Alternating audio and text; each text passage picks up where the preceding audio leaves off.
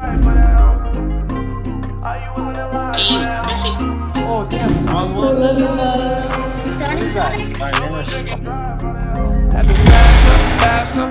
Alright guys, welcome back. I'm gonna be doing another tutorial today on this rainbow clone like overflow effect. I don't really know what to call it, but I think it looked super unique and dope, and it was my idea entirely. I know I haven't uploaded a tutorial in a while, but I am going to be getting back on that.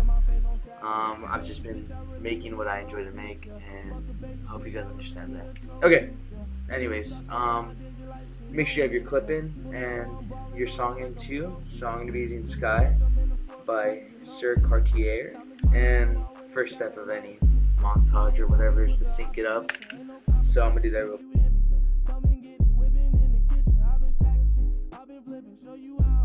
Once you find the point where you want to sync, I'm going over this a million times. Just place two markers on where you get the shot and where the point you want to sync, and it's just easy as matching them up like this, and it's synced. Literally that easy. We're gonna do a very simple time remap, just a slow down into velocity kill. So it's gonna slow down and go fast when he kills him. So that's gonna be very easy. Just find the point in the song where you want it to start slowing down. So for me, it's gonna be right here. Put some marker there, and you want to go to where your kill is, and you want to go, I guess, to a point where the slow-mo would fit the best. So I think right here where he's pulling out his shotgun and he's about to kill him, so like around this point would be perfect. So I'm gonna go ahead and Control-Shift-D to split, and I am going to split on the point where he kills him. So it's gonna go from here. So now that you got these three segments of clips, this middle one is the one you're gonna be adjusting. So you want to move this first one back to the point where you want to slow down right here, and you want to also drag this one over here like that.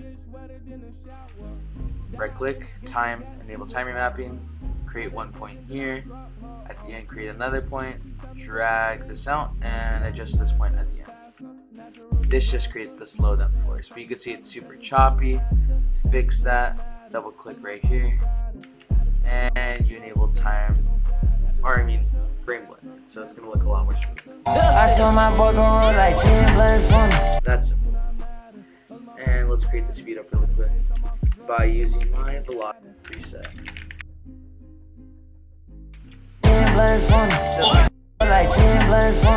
I will link that preset in the description, so don't worry about it. And a very simple thing you can do to make your velocity look better is by F9ing them, which is going to easy use. Go to your graph editor here, make sure it's on value graph. Click this first point, move it back and up a bit, like that. And the second one, move it back and down a bit. So it's going to speed up and slow down. I told my boy go on like 10 plus 1. Like that, it's way more smooth. Yes, sir! Now we can start on the actual thing. So make sure to follow along closely because it could get a little confusing. Duplicate this middle layer, which is your slowdown, and you want to pre-compose it 2 times. Okay. Go into this first one, and you're gonna click on this roto brush thing. And if you don't know how it works, go to my previous videos because I've explained it multiple times. But it's just making masking easier, and you're gonna want to roto brush this clip. So I'm gonna do that real quick. Oh yeah, quick tip is to make sure to do good with your roto brush on the first frame, because it'll help the rest of it kind of pan out to be good.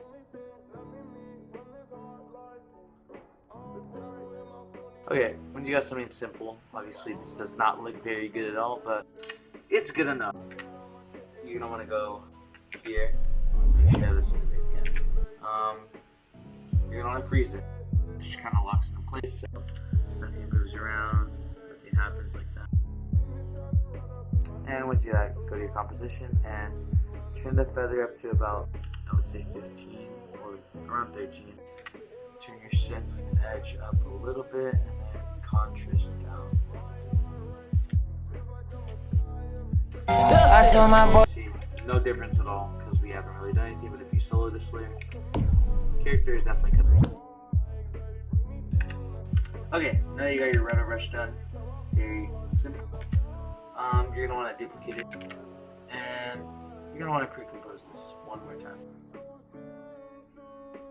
Go into this pre-compose, and you want to go to here, transform, and you want to anchor point your character so that its feet are at the bottom of the anchor point. So this little kind of crosshair thingy is the anchor point, and you want it to be right in the middle at the bottom, like that, as you can see. And to kind of get back to its original position, you just copy these values down to your position, just like that. And now you can apply my preset. Actually, before you do that, make sure to duplicate this 2 times. One for the left, one for the right.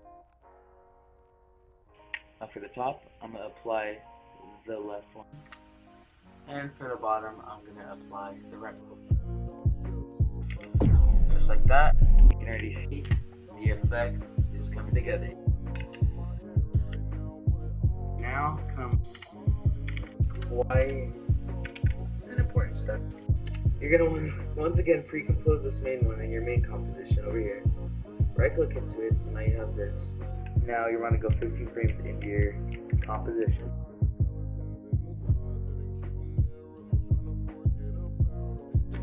Create a marker. And you're going to want to duplicate this about 6 times. It does depend on your slow-mo though, but average is about 6 times.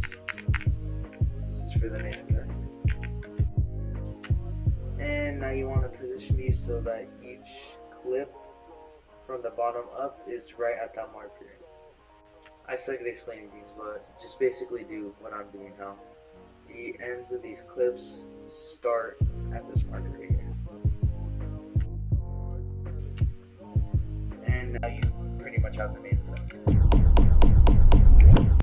Make sure to turn up your sound. There's the effect. But to kind of add, I guess, a little more pop and glow to it, you want to put an adjustment there. Make sure it's at the top.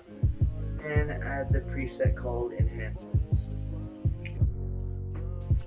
There you go, it's a little more rainbow and poppy.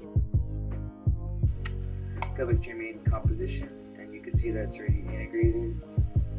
Make sure that your solo rotor brush is on top, because if you're just showing up like this, then it's under. So on top of that, you can see it just looks kind of weird how it's very constant. So you're going to do the exact same thing you did right here for your timer map. You're going to go here, right click, enable timer mapping, cut up this. And you're going to click on these, F9, graph editor, and you're going to move this bottom one up like that, this top one down like that. And it's going to have this nice little speed up, slow down. I told my boy gon' roll like just like that. Looks very nice. Good.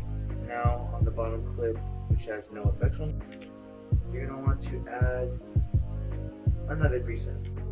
It's gonna be called black and white background with wiggle, just like that. You can see this is already coming together really nicely. And there's one last thing you want to do, which is actually duplicate this kind of rainbow overflow. And on the bottom one, you want to add the preset called particle overlay. And this is going to add just some particles around the character to make it look even more flashy and crazy. Basically all I did was add turbulent displace and some deep glow to it to go with that distortion. And you can see this is already looking super dope. Now all you have left to do is to add your shakes or your impacts or whatever, so I'm just going to finish it up.